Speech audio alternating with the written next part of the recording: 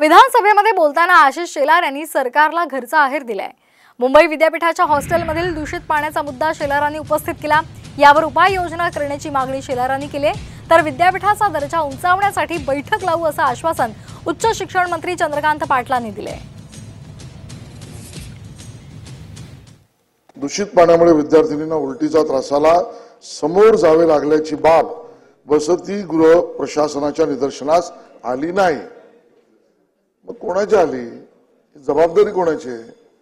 अध्यक्ष महोदय, मंत्री महोदयांना माझी विनंती आहे की आपण त्यांच्या चुकीला कव्हर करण्याची भूमिका होईल असं उत्तर येता कामा नये।